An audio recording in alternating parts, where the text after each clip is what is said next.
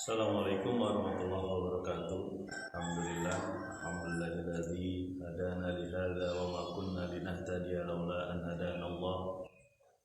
Asyhadu an la ilaha illallah wa asyhadu anna Muhammadan abduhu wa rasuluhu la nabiyya ba'dah.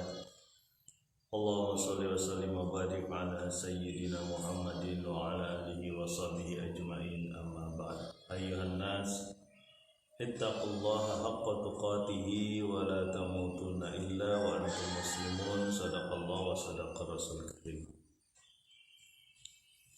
Alhamdulillahi rabbil alamin. Jamaah kaum taqwa astagfirullah. Mari kita lanjutkan lagi.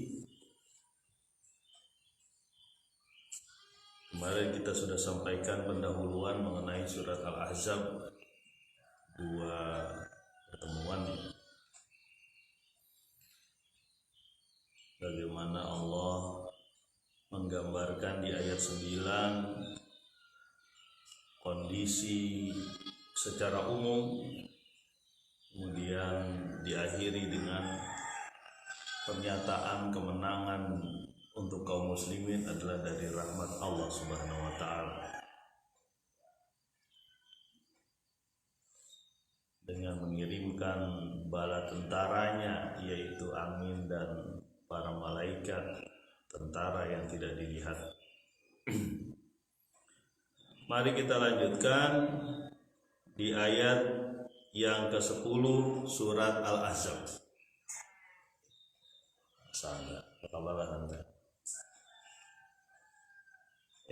Surat Al-Ahzab ayat ke-10.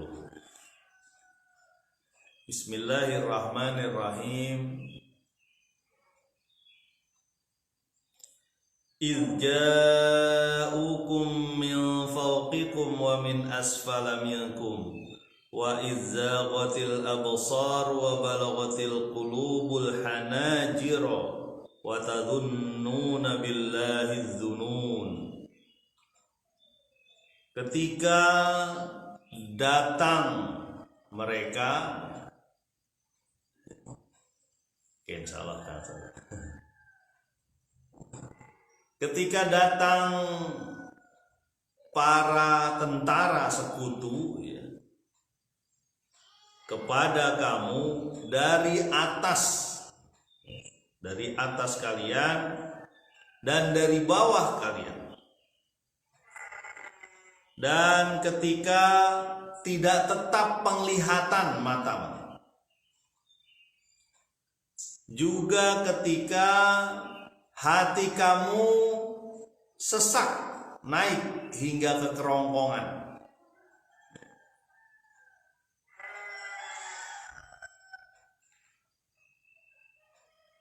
Dan kamu semua menyangka terhadap Allah sangkaan-sangkaan.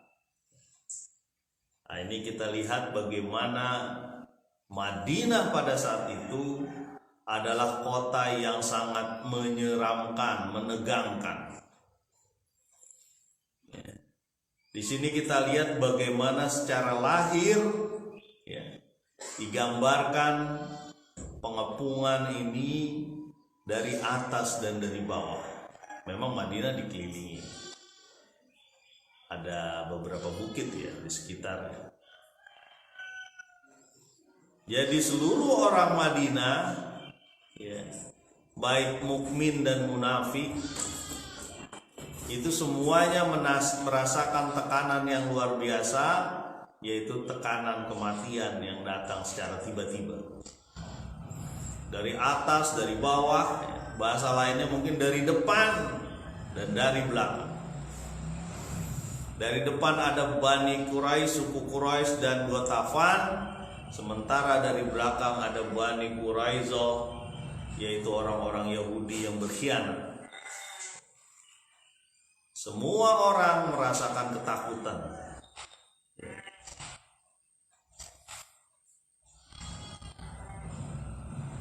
Tidak ada satupun yang tidak merasakan suasana tegang ini. nggak kebayang oleh kita ya kalau misalnya satu kampung ini mau diserang oleh banyak kampung dari kanan kiri, depan depan belakang. Tidak ada jalan keluar. Dikepung sampai kurang lebih 3 minggu, 21 hari kurang lebih. Pasti itu sangat tegang. Semua khawatir dirinya, khawatir anaknya, khawatir istrinya, khawatir hartanya, semuanya. Tumplek-blek perasaan pada saat itu. Ini bagaimana Al-Quran menggambarkan suasananya. Idza'ukum min fawqikum, dari atas, wa min asfali, wa min asfal, dari bawah. Makanya namanya aspal tuh benda yang di bawah. Bagian terbawah dari minyak bumi itu aspal. Tsumma radadnahu asfala safilin. Orang-orang yang tidak mau mengikuti aturan Allah bisa dimasukkan ke dalam neraka yang paling bawah, aspal.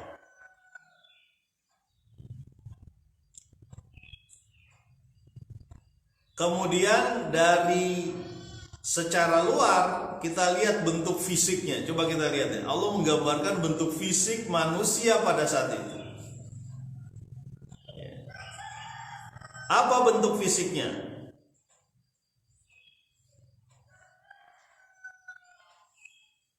Wa izzaghatil absaru wa balaghatil qulubul hanajiro. Ketika mata kalian itu tidak tetap. Artinya tidak tetap apa? Melek kanan, melek kiri, kanan kiri. Khawatir sana, khawatir sini gitu. Kalau ini tulisan nggak bisa menggambarkan ini ya. Tapi kalau ngelihat langsung kayak orang khawatir gimana sih? Nggak bisa tetap dalam satu pandangan matanya. Soalnya kayak orang mau mencuri gitu. Gimana sih kalau orang mau mencuri? Kan pasti kanan kiri ngeliat gitu kan? Dalam keadaan begitu. Seperti seseorang yang mau melakukan sesuatu yang nggak benar, kan pasti nengok kanan nengok kiri gitu kan? Jadi Allah gambarkan kondisi manusia pada saat itu, pandangan matanya tidak tetap. Kebayang nggak sama teman-teman? Artinya dia mengkhawatirkan banyak hal kan? Dia lihat istrinya, dia lihat anaknya, dilihat mungkin harta rumahnya habis semuanya, habis sudah. Selesai sudah kaum muslimin hari ini. Matanya tidak tetap. Berarti mukanya cemas. Saya nggak bisa gambarin muka cemas gimana ya. Mukanya cemas. Gimana nggak cemas? Kematian ada di depan mata, hancur lebur. Nggak cuma kematian mungkin ya, sebelumnya disiksa dulu mungkin ya. Jamaah kaum taqwa aslan rahimakumullah dan teman-teman yang mendengarkan siaran ini atau melihat siaran ini. Muka-muka orang cemas, mungkin takut dan sebagainya campur aduk. Nggak kebayang oleh kita gimana kalau kampung kita dikepung oleh orang-orang yang mau membantai kita. Seluruh keluarga kita akan dibantai. Bahkan dibantai pelan-pelan di depan mata kita. Alhamdulillah. Jemaah kampung taqwa aslan rahimahullah, tidak cuma gerak mimik muka fisik dari luar, disebutkan setelah itu wa balaghatil qulubul hanajiro, dan telah naik hati kamu ke kerongkongan, menyesakkan nafas. Kalau kerongkongan begitu, ke tenggorokan, ke kerongkongan sampai leher. Artinya rasa hatinya itu nyesek sampai ke sini. Teman-teman pegang aja leher itu. Gimana rasanya kalau mendapatkan ketakutan yang luar biasa, nyesek sampai susah bernafas berarti itu. Karena kondisinya begitu menekan. Ya.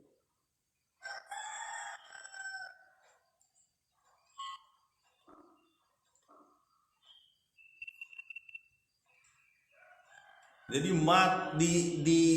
digambarkan dengan mata yang kemana-mana, muka yang cemas, hati yang naik hingga ke tenggorokan. Oh, insya Allah.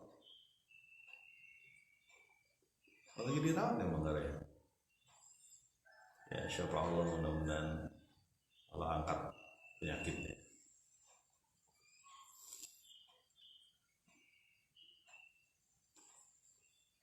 Ya, kita lanjutkan. Jadi naik ke tenggorokan hatinya, bukan hatinya ini naik ke atas, bukan, rasa sesak. Mungkin yang namanya nangis udah nggak keluar lagi air mata, ya kita bakalan mati begitulah. Dan itu nggak pendek waktunya, sekian minggu. Ya, betul-betul Allah menguji ini.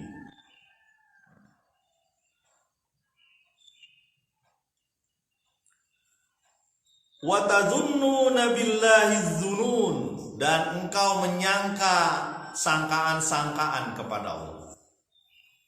Ya, setiap orang pastilah pada saat itu. Tapi ada bedanya ya, orang-orang mukmin dengan orang munafik beda nanti. Ya bener nggak sih ini gitu?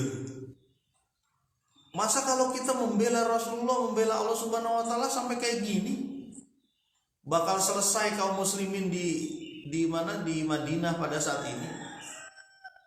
Ada sangkaan-sangkaan kepada Allah Subhanahu Wa Taala. Ya. Tapi responnya berbeda antara orang mukmin dengan orang munafik. Nanti ada ceritanya. Ya seperti kita lah kalau dalam kesulitan kan begitu ya. Sampai kadang kita suka nanya ya, dosa saya apa ya Allah, kok saya dapat penderitaan terus gitu. Ya, kadang-kadang kan begitu tuh kita kalau lagi ada penderitaan, ada ujian. Ya Allah, dosa saya apa? Saya kayaknya nggak nyusahin orang. Saya kayaknya berusaha berbuat baik, nggak punya musuh. Tapi kenapa saya dapat penderitaan terus? Saya dosa apa? Jangan salah, Allah memberi ujian itu belum tentu karena dosa. Nabi Ayub itu apa? Coba lihat. Nabi coba dikasih ujian. Emang apa dosanya Nabi Ayub? Ya. Nah, jangan sampai kita mempertanyakan seolah-olah menghakimi Allah ini gak bener. Ya. Memang manusia begitu ya. Jika diberi kemuliaan, akroman, ya. Kemuliaan, ya. Berbeda omongannya ketika dia dapat kesulitan, Robbi ahana. Ya.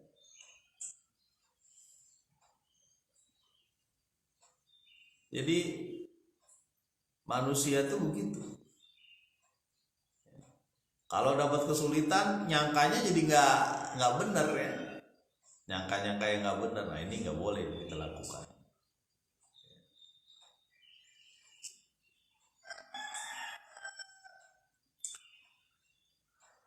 Wa tazunnuna billahi dzunun.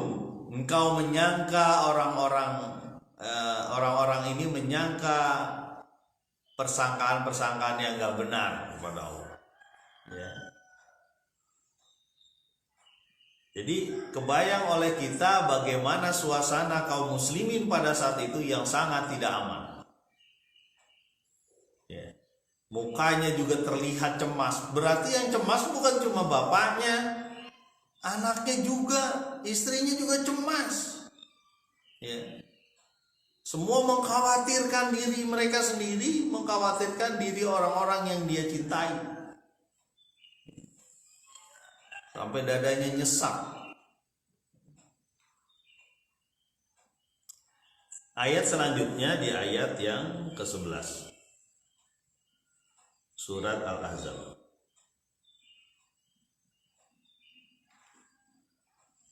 Hunalika batuliyal mu'minuna wa zulzilu zilzalan syadida. Demikianlah ya, di situ kaum mukminin diberi ujian ya, dan digoncangkan dengan goncangan yang kuat ya. Ini apa namanya, salah satu kata kunci. Apa? Ujian yang digoncang kuat, ujian yang begitu kuat. Jadi sebenarnya ini ujian buat kaum mukminin. Banyak hikmahnya, nanti kita bisa lihat bagaimana dia bisa memisahkan antara emas dan loyang, antara mutiara dan batu biasa ya. Antara orang yang imannya kuat dan orang yang imannya rapuh, lembek, cuma nyari yang enak-enak saja dalam agama ini. Begitu ya, jadi ini adalah ujian bagi mereka. Apa ujiannya? Dengan ketakutan yang luar biasa, kematian yang menghampiri mereka dengan begitu cepat ada di depan mata ya. Ini adalah ujian bagi kaum mukminin. Digoncang dia dengan goncangan yang kuat. Kalau kita masih aman lah kayaknya di sini termasuk aman lah ya. Nggak ada yang kayak gini. Makanya Masya Allah nih, kita kalau nggak ngikut Rasul yang memperjuangkan kita ya, sampai punya agama ini ya, memperjuangkan kita sehingga kita menjadi orang-orang yang beriman sampai hari ini ya. Coba bayangkan kalau nggak beriman tuh kayak gimana nih suasana rumah kita kalau kita tidak punya keimanan, kayak gimana? Satu, misalnya perzinahan di mana-mana. Dua, minuman keras. Itu larangan ya, larangan-larangan yang kita tahu sehingga tidak ada di sini, di rumah kita. Dan itu dari perjuangan Rasulullah dan teman-temannya dulu ya. Yang ketiga mungkin kezoliman ya, penyiksaan. Masya Allah, jadi Islam itu luar biasa ya. Sampai pada hewan aja kita nggak boleh nyiksa ya. Hewan tuh nggak boleh kita siksa. Kalau kita butuh buat makan, segera untuk dipotong dengan sebaik mungkin ya, nggak disiksa. Jadi Islam kita pegang sekarang itu dari perjuangan mereka, dari perjuangan Rasulullah SAW.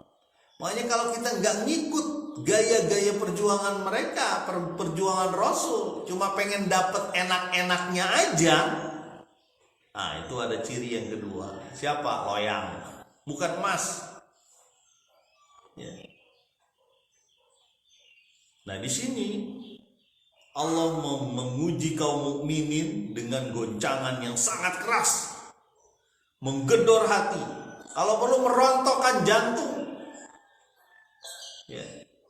Rasulullah juga sampai menahan lapar karena kondisinya terkepung ya. Nggak ada Gojek itu tolong kirim makanan atau GrabFood, ShopeeFood atau apalah, nggak ada ya. Suasana pada saat itu tidak ada jalur makanan dari mana-mana ya, dan pasti akan menipis kan. Di rumah itu pasti akan menipis itu 3 minggu coba. Mungkin dia juga udah pusing juga masaknya gimana, masaknya mungkin keasinan kali lah. Suasana depannya kematian coba. Ya. Bahkan di apa namanya, di garis terdepan Rasulullah itu dan teman-temannya itu ya, dengan menggali parit dan sebagainya. Kemudian ada orang yang mondar-mandir, musuh mondar-mandir. Bahkan ada salah satu riwayat yang ada juga kaum musyrikin yang melompati parit itu ya, Amr bin Wud namanya dan teman-temannya ya, ada riwayat yang begitu. Berarti kan ribuan itu di depan kampung. Bayangin aja, di depan kampung ada ribuan orang. lengkap persenjataannya, dan ramai. Mereka akan menghancurkan kaum mukminin. Itulah goncangan yang demikian keras. Saya sembari ngomong begini, sembari ngebayangin kalau suasana malam gimana ya. Suasana malam tuh pasti ribut luar biasa. Mungkin mereka nyanyi-nyanyi, mabok-mabok. Lah kan begitu ya, kaum musyrikin kalau datang perang itu mabok, ya bawa perempuan, ya pakai gendang, pakai macam-macam. Ya. Sementara kudanya berkeliaran. Malang melintang datang mencari tempat yang kira-kira sempit, kira-kira bisa masuk ke kaum muslimin. Jadi memang suasana pada saat itu kaum muslimin sangat genting, ya. Di situ terlihat bagaimana kaum muslimin adalah pemenangnya, karena dia bisa memenangkan hatinya sendiri. Ya, sebenarnya kan ujian utama kita adalah memenangkan hati, ya, terhadap tarikan-tarikan dunia, ya. Dan di situ keyakinan kaum mukminin terhadap Rasulullah SAW.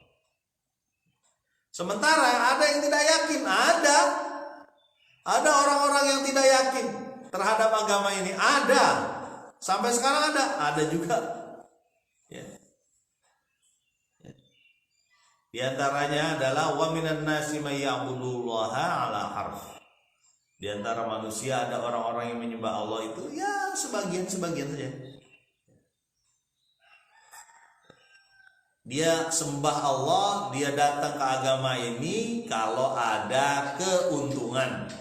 Ya, kalau nggak ada dia nggak mau.